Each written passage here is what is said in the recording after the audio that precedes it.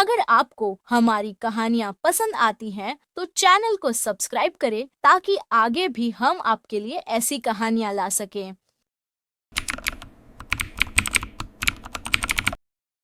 जबलपुर गांव में सावित्री देवी रहती थी और उनका बेटा संदीप शहर में नौकरी करता था और अभी कुछ समय पहले ही उसकी शादी एक शहर की लड़की किरण के साथ हुई थी।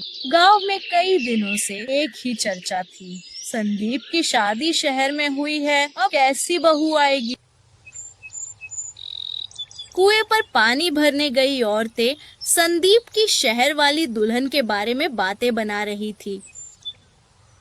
सुना है पढ़ी लिखी है, पर खाना बना पाएगी क्या?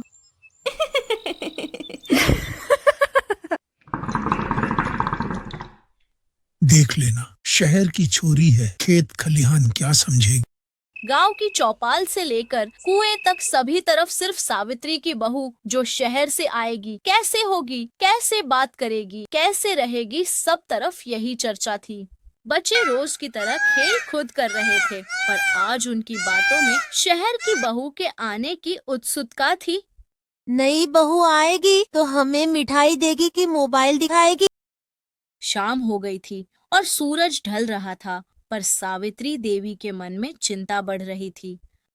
शादी की खबर सुनकर गांव में जितनी खुशी थी, सावित्री देवी के मन में उतनी ही चिंता। अगर बहू गांव के तौर तरीकों में ढल न पाई तो लोग ताने देंगे, और ताने सिर्फ बहू को नहीं, मुझे भी झेलने पड़ेंगे।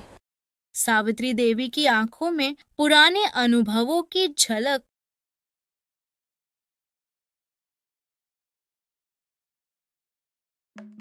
हमारी इज्जत का सवाल है, पूरे खानदान का नाम दांव पर है। अगर बहू ने पहली ही नजर में लोगों का दिल नहीं जीता तो सारी जिंदगी बातें बनेंगी। सावित्री देवी के मन में डर था, पर दिल में एक उम्मीद भी कि शायद नई बहू सबकी सोच बदल दे।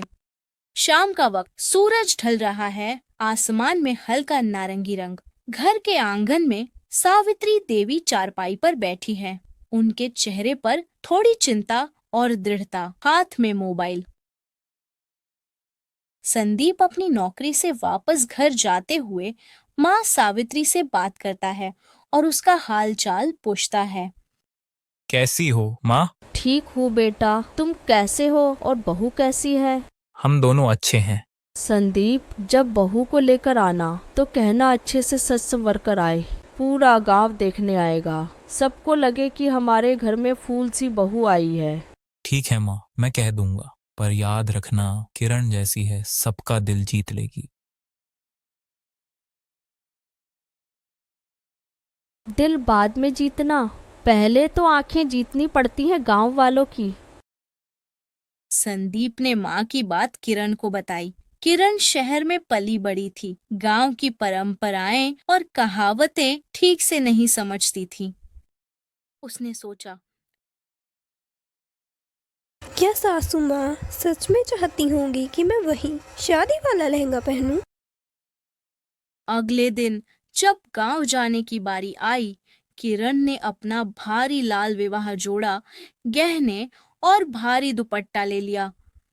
शहर से गांव की ओर जाते समय संदीप मुस्कुरा रहा था, पर कुछ बोला नहीं। क्या मैं अच्छी लग रही हूँ? सासू माँ को पसंद तो आऊंगी ना? बिल्कुल। संदीप सब जानता था और मन ही मन हंस रहा था और किरण की मासूमियत पर मुस्कुरा रहा था। किरण और संदीप दोनों गांव जाने के लिए जीप में शहर से निकल गए और जाते समय किरण के मन में बस यही चल रहा था, पहली छाप अच्छी होनी चाहिए, वरना सासू माँ नाराज हो जाएंगी। जैसे ही जीप गांव पहुंच जाती है, सभी तरफ हल्ला मच जाता है कि सावित्री की बहू शहर से आई है। औरतें अपना काम छोड़कर बहू को देखेगी भागती है। सभी लोग बहू का इंतजार कर रहे थे और तभी जीप का आगमन होता है। सावित्री ने बहू के स्वागत के लिए घर को सजाया था। जैसी ही जीप आती है, सभी का ध्यान जीप की ओर होता है और सावित्री जीप की ओर भागती है और फिर संदीप और किरण जीप से निकलते हैं। सभी किरण को शादी के जोड़े में देखकर हैरान जाते हैं और सभी हंसने लगते हैं।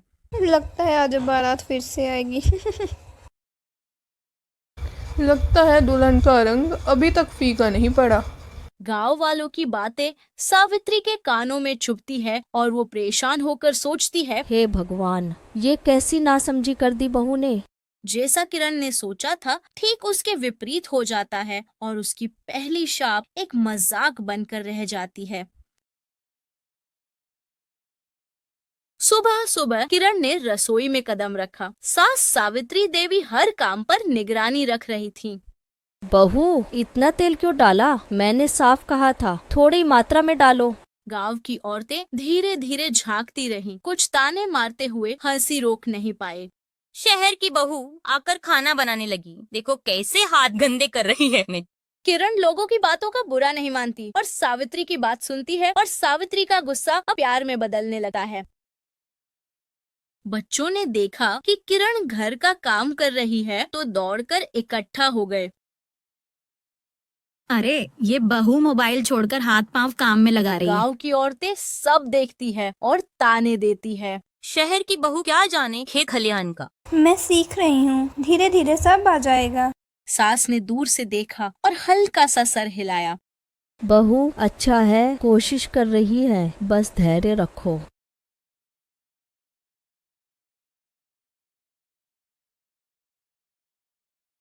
कुछ हफ्ते बाद ससुर खेत में काम करते हुए अचानक चक्कर खाकर गिर जाते हैं और गांव वाले उन्हें उठाकर घर लेकर आते हैं।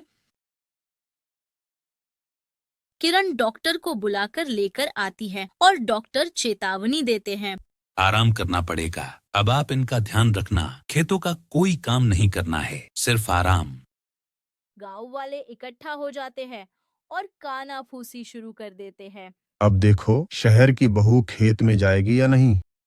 अगर परिवार को मदद चाहिए तो मैं पीछे नहीं हटूंगी। अब मैं संभालूंगी खेत का सारा काम। अगली सुबह किरण सलवार कुर्ती पहनकर हाथ में दराती लेकर खेत में उतर गई। ससुर हैरान थे। बहू, ये काम तेरे बस का नहीं। बाबूजी, अगर औरतें आसमान छू सकती हैं, जहाज चला सकती हैं, सब कुछ कर सकती हैं, तो खेत क्यों नहीं संभाल सकती? मैं आपको ये साबित करके दिखाऊंगी। किरण ने पूरे दिन मेहनत की। धूप में पसीना और मिट्टी से सनी हथेलियां झलक रही थीं। गांव वाले देखा, कुछ हंसे, लेकिन धीरे धीरे उसकी लगन को समझने लगे। शहर की बहू हाथ में दराती लेकर खेत में। मम्मी, अब बहू हीरोइन लगती है। सास सावित्री देवी भी दूर से देखकर हल्की मुस्कान रोक नहीं पाई। बहू, आज तूने दिखा दिया कि मेहनत और लगन से सब संभव है। किरण मुस्कुराती है और आंखें नीचे कर लेती है। किरण ने सिर झुका लिया। गांव वाले अब उसकी कोशिश और लगन की सराहना करने लगे। सास सावित्री देवी प्यार और गर्व के साथ बोलती है, बहू, तूने सबको दिखा दिया कि मेहनत से कोई भी काम कठिन नहीं। अब धीरे धीरे सब लोग तुम्हें स्वीकार करेंगे। गांव वालों और सास की बातें सुनकर किरण को गर्व और खुशी महसूस होती है। दिन ढलते ही पूरा खेत कट चुका था। गांव वाले इकट्ठा हुए। सबने देखा कि शहर की बहू ने सबकी सोच बदल दी। देखो देखो, शहर की बहू ने सारा खेत बेच दिया, वो भी अकेली इतनी धूप में। गांव वाले मजाक भी करते रहे। अरे बहू, मैंने कहा था आसान तरीका अपनाना, पर तूने पूरा खेत संभाल लिया। अब देखो लोग तुम्हें बार बार याद रखेंगे। किरण मुस्कुराई और सिर झुकाया। गांव वालों का हल्का मजाक अब अपनापन और प्यार में। अब किरण गांव की नई सुबह की किरण कहलाती थी। उसने साबित किया कि आधुनिकता और संस्कार साथ साथ चल सकते हैं। सास का गुस्सा, गांव वालों की नोकझोंक और हल्का ह्यूमर सब मिलकर उसका स्वागत कर रहे थे। किरण अब सिर्फ बहू नहीं, बल्कि पूरा गांव का सम्मान पाने वाली